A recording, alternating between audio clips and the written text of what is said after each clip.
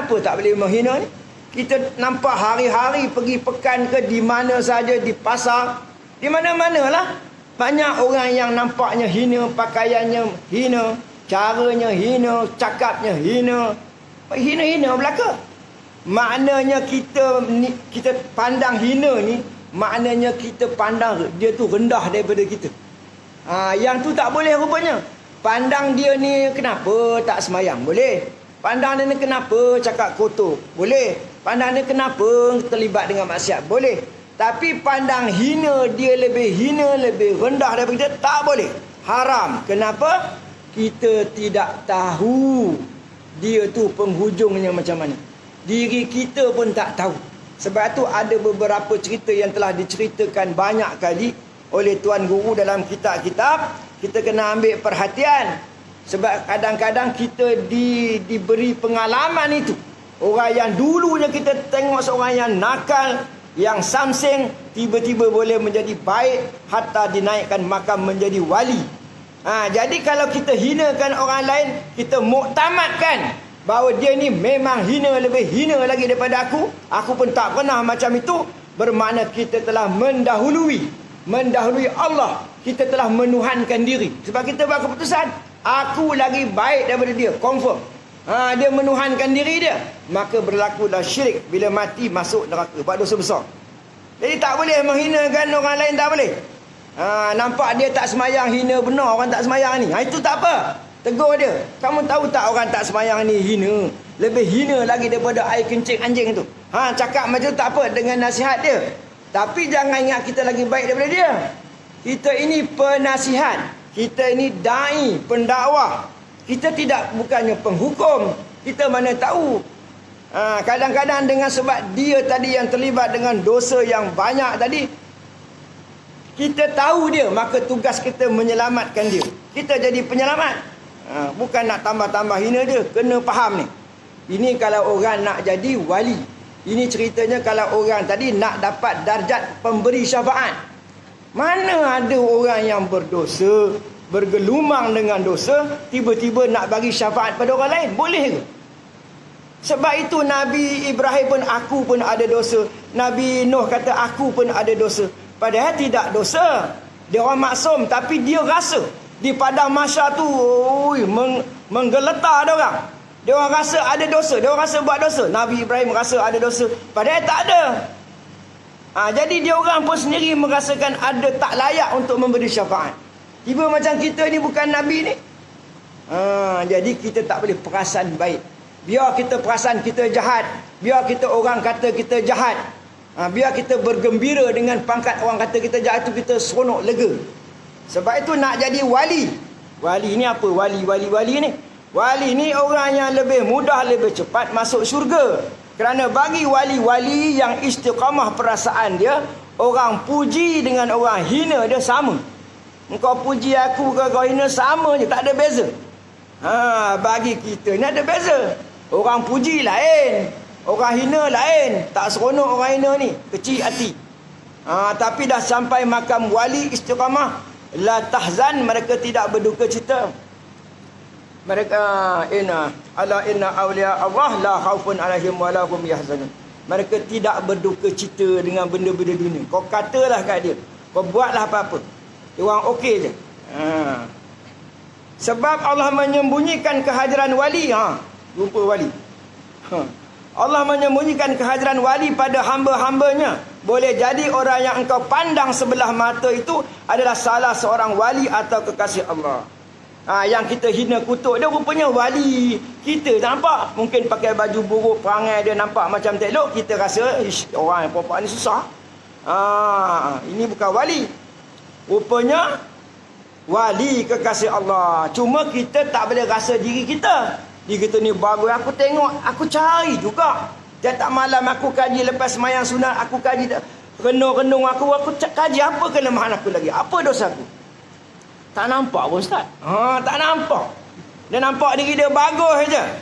Itu terang-terang dia tu tetap wali. Wali sungguh. Siapa yang merasakan diri dia wali ni tak boleh. Itu dah memang formula dia tetap macam tu. Tak boleh. Nabi pun macam tu. Nabi sendiri, Nabi Muhammad pun macam tu sebenarnya. Kita je tak mau percaya. Kita je tak mau percaya. Tak kalah Nabi rasa dia kuali ustaz. Tak kalah Nabi rasa dia tak selamat ustaz. Ya. Saya dah banyak kali cerita. Itu hak Tuhan, hak Allah, puji dia. Hak Allah kata akhlak engkau Quran.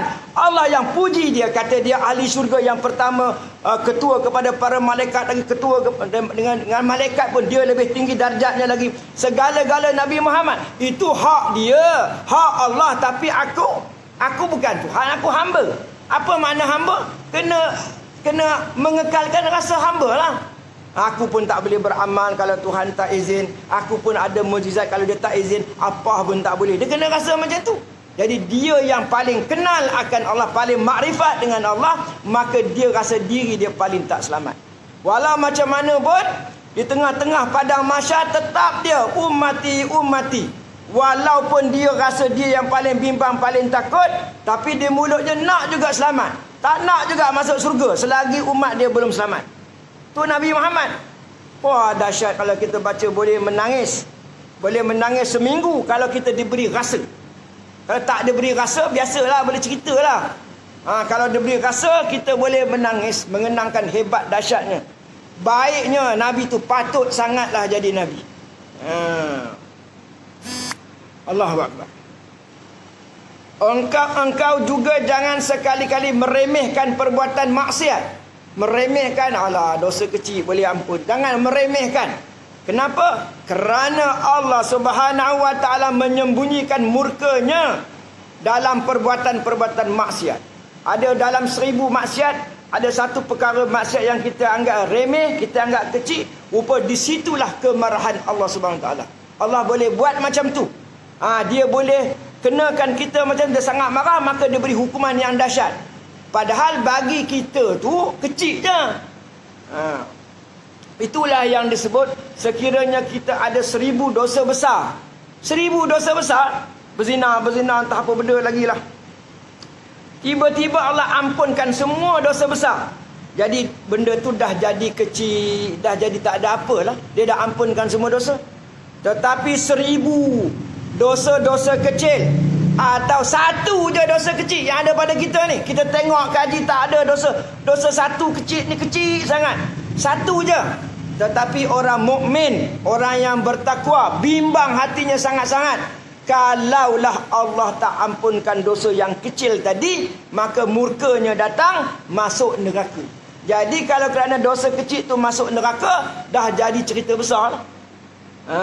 Bukan lagi breaking news lah. Cerita jadi cerita besar dah.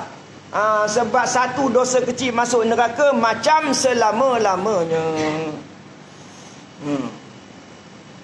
Jadi dia sebut dua tadi, jangan kita hinakan orang, jangan remehkan perbuatan maksiat. Lagi apa dia? Allahumma salli alaihi. Boleh saja Allah akan azab kita lah. Dan jangan pula sekali-kali engkau meremehkan ketaatan. Alah, sunat. Buat dapat pahala, tak buat tak dapat apa-apa. Sunat, buat dapat pahala, tak buat tak ada apa-apa, tak ada apa. Diremeh-remehkan. Tapi kalau tak mampu buat, tak nak buat kerana ada sebab-sebab yang munasabah, tak apa, diremeh-remehkan. Alah kau ni benda sunat je. Yang kau tu hege-hege beria-ria tu pasal apa? Sampai dia marah dah, sampai tahap marah pula orang buat sunat ni. Dia meremehkan lah. Sedangkan satu perkara yang baik, kalau kita buat ikhlas lillahi ta'ala, macam sembahyang sunat subuh, kalau kita buat lillahi ta'ala, lillah betul-betul, maka pahalanya lebih besar lagi daripada bumi dan langit ni dan seisinya. Pahala itu besar pada 2 rakaat saja. Itu yang disebut oleh para ulama, sekiranya sapu tangan daripada surga terbang. Sapu tangan je. Tak ada orang yang tak berebut. Tak ada orang yang tak berebut. Semua berebut. Wallahi semua berebut. Tak ada yang tak berebut. Itu baru sapu tangan. Subhanallah. Belum lagi bidadari.